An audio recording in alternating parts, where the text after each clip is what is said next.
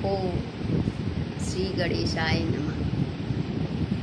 हाय दोस्तों, हेलो। हम आप लोगों को हल छठ मैया की कथा सुनाना चाहते हैं। मुझे विश्वास है कि आप लोगों को बहुत पसंद आए। बोलो जय छठी मैया की जय। हल छठ क्यों पूजी जाती है ये भी थोड़ा जान लीजिए। जब हल छठ हलधर मतलब कृष्ण भगवान बड़े भाई बलदाऊ जो थे, उनके जन्म जब हुआ है तो उसके बाद से तब से लोग हल छठ की पूजा करने लगे। हल उनका प्रिय था, इसलिए उस दिन हल की भी पूजा की जाती है। लोग ना हल चलाते हैं, ना खेत में जाते हैं, ना कुछ बोते हैं उस दिन। मतलब ऐसा कोई काम नहीं किया जाता जिससे हल छठ मैया को कष्ट हो, बलदाऊ जी को कष्ट हो। इसलिए हम आप लोगों को एक कथा सुनाना चाह रहे हैं। हल छठ नहीं, बोलो छठी मैया की जय। जय माता दी। एक किसान था, वह भैंस और गाय दोनों पाल रखा था। और जब भादव मास पड़ती थी तो वह दूध, दही, घी सब भैंस का बेचता था। इससे उसका परिवार अच्छी तरह से भरा पूरा था और उसके परिवार के लोग भी उस कार्य में लगे हुए थे और सब खुशी खुशी रहते थे। एक दिन की बात है कि वह किसान गाय भैंस सब दूध के ले आया, रखा अलग अलग, और सब अक्सर अलग अलग ही लोग बेचते थे। हल छठ के दिन तो विशेष करके अलग ही देते थे, गाय का दूध अलग और छठ का भैंस का अलग, क्योंकि हल छठ माता में भैंस के दूध का ही पूजन होता है। भैंस का घी, भैंस का दूध, भैंस का दही, मतलब जो तब वो यह चीज़ नहीं इस्तेमाल किया जाता है तो गाय के बछड़े हल में चलते हैं, इसलिए गाय के दूध का उस दिन निषेध होता है। तो उसकी वो उठी और वो थोड़ा गर्भ से थी, तो उसने सोचा कि आज जल्दी जल्दी जाएं, बेच करके हम चले आते हैं, फिर आ करके घर में पूजा पाठ की जाएगी।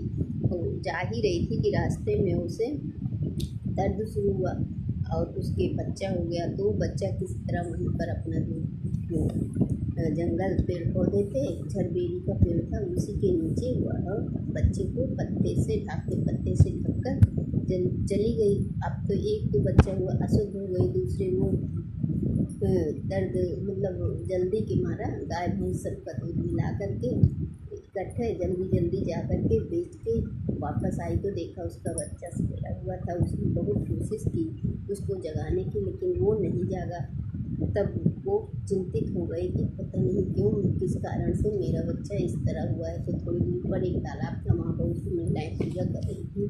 पूजा करके जा चुकी थी तो वो वहाँ पर गई।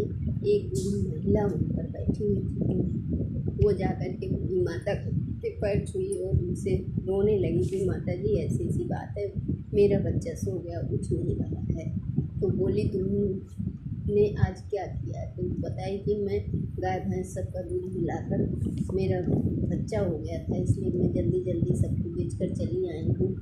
हाँ, तो बोली कि तुमने बहुत बड़ा पाप किया है, उस पाप का दंड है, तुम्हारा बच्चा सो गया है, वो नहीं उठ रहा है। तो बोली माता जी अब क्या करें?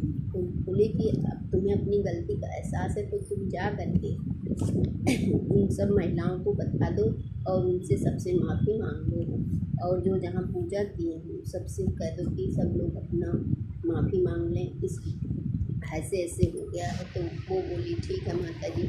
वो चली गई, जा कर के सबसे बताया कि आज मैंने दूध दही सब मिला दिया था, हमको माफ़ कर दीजिए, मुझसे कोई बड़ी गलती हो गई।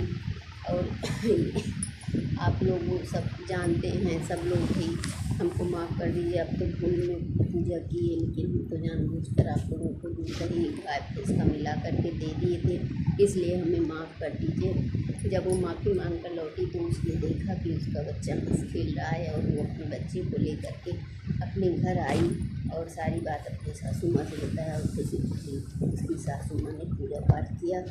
जैसे छठ मैया उसकी इच्छा पूरी की, उसी तरह हर को पूजा पाठ करने वाले सही सत्कर्म करने वालों की रक्षा करें।